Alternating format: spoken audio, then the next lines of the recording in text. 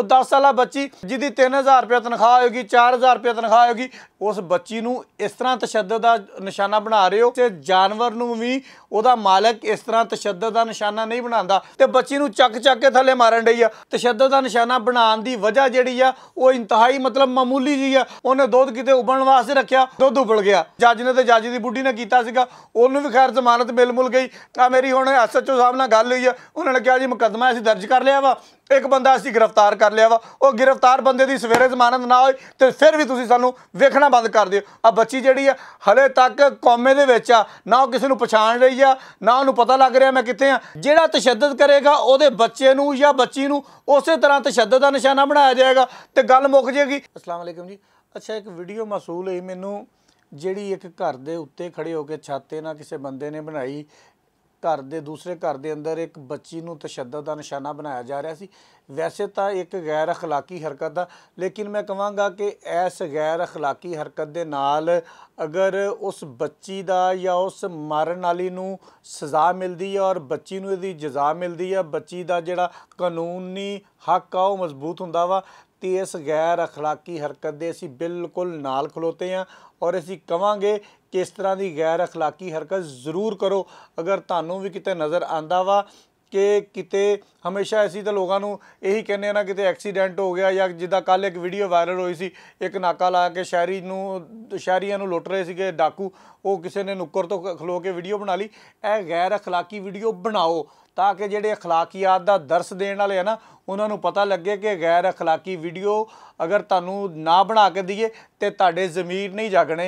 तुहाडे ज़मीर जगाउण वास्ते सानूं गैर अखलाकी हरकतां करनियां पैंदियां वा। मैनूं बाज़ दफ़ा लोग कह दिंदे आ जिद्दां कल अजीज़ की वीडियो बनाई, यार ऐ तूं की करन डिया वा, वो कैमरा बाहर लगा। बई असीं गैर अखलाकी गल्लां करांगे तो तुहाडे अखलाक वालिआं नूं कोई गैरत आएगी, कोई शर्म आएगी, कोई हया होएगा तो तुहाडा ज़मीर जागेगा ना जनाब। हुण तुसीं मैनूं ये गल दसो कि एक 10 साला बच्ची एक तां तुसीं गैर कानूनी तौर पर घर दे विच रखी हुई आ, चाइल्ड प्रोटैक्शन ब्यूरो का जिहड़ा कानून आ उहदी ही तुसीं खिलाफवर्जी करन डे हो।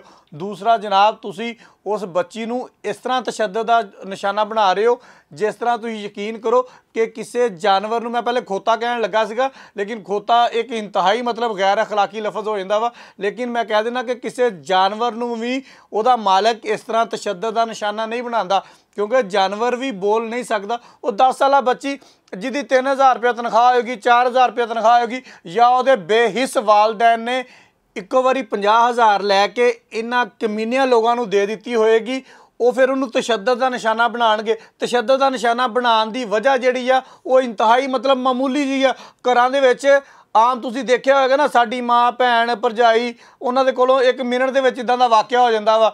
दुध उबलण वास्ते रखिया तो दुध उबल गया, तो की अपने आप नूं वढ दिओगे, अपने आप नूं चक के जमीन ते मारोगे? यही हाल उस बच्ची को होया होना। उन्हें दुध किते उबलण वास्ते रखिया, वो माड़ा मोटा उबल गया होना, तो उबलण तो बाद जो उबल गया उन्हें आ के जनाब दे मार 4.5 उन्होंने मार के ना बच्ची नूं, मिल के मैं वीडियो दे जरा वीडियो तुसीं थोड़ी जी क्लोज करके देखोगे तो बच्ची नूं चक के थल्ले मारन डई आ। अगे हले इस्लामाबाद वाला वाकिया सानूं भुलिया नहीं सीगा, जिहड़ा जज ने ते जज दी बुढ़ी ने कीता सीगा, उहनूं भी खैर जमानत मिल मुल गई। साडा यही तो एक कानून आ जिहदे तहत जमानतां मिल जांदियां वा। मैं गल करदा वां कि इन्हां नूं जमानतां ना दिओ, सिर्फ एक काम करो, पुलिस वाले या चाइल्ड प्रोटैक्शन ब्यूरो वाले इन्हां दे नियाणिਆਂ ਨੂੰ फड़ो, इन्हां दे नियाणिਆਂ ਨੂੰ फड़ के इंज चपेड़ा मारो।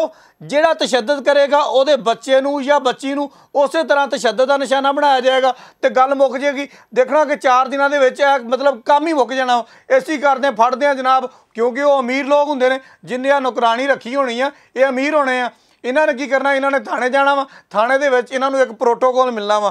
पहले तो बुढ़ी ने फड़ी नहीं जाना, उन्हें बुढ़ी होने का फायदा चक लेना कि मैं जी खातून आ, मैनू इन्नी फेवर दिओ, तो साडी पुलिस ने इन्नी फेवर देनी भी आ। वो जज दी बुढ़ी नूं तो फेवर मिली है ना, तो ऐसी फेवर दे पैनी आ, तो इन्हें जो बाहर आना वा, इन्हें बाहर आके फिर तशद्दुद करना वा। इहदा सिर्फ इक्को ही हल आ जिहड़ा कानून के तहत होना चाहिए वा। इदां दा कानून पास होना चाहिए वा। बाकी अपने फायदे वास्ते तो असीं सारे कानून पास कर लैंदे आ, सारा कुछ कर लैंदे आ।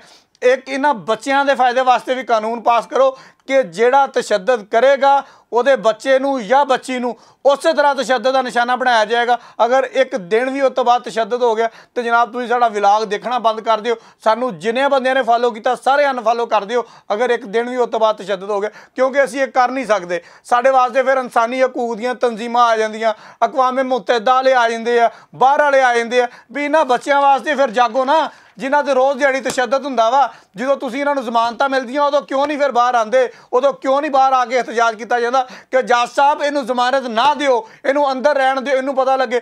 मेरी हुण SHO साहब नाल गल हुई है, उन्होंने कहा जी मुकदमा असीं दर्ज कर लिया वा, एक बंदा असीं गिरफ्तार कर लिया वा, वो गिरफ्तार बंदे की सवेरे जमानत ना होए तो फिर भी तुसीं सानू वेखना बंद कर दिओ, उहदी सवेरे जमानत हो जानी है। आ बच्ची जिहड़ी आ हले तक कौमे दे विच आ, ना वो किसी नू पछाण रही आ, ना उहनूं पता लग रहा मैं कित्थे आ। चाइल्ड प्रोटैक्शन ब्यूरो वाले लै गए आ, वो 4 दिन उहनूं साਂਭਣਗੇ, वो साਂਭ के उन्हां दे वालदैन दे हवाले कर देणगे। वालदैन फिर अपनी गुरबत तो लाचारी तो ਜ਼ਾਹਰੀ बात है वालदैन बेचारे पिंडां दे ਜਿਹੜੇ गरीब लोग ने वो बिजली के बिलों तो परेशान ने, रोटी उन्होंने को खाण नूं कोई नहीं, उन्होंने फिर नियाणे अपने ਜਿਹੜੇ इदां दे ਜਿਹੜੇ ਜ਼ਾਲਮ लोग ने, ਜਿਹੜੇ जाहल लोग ने, उन्होंने दे हवाले करने आ।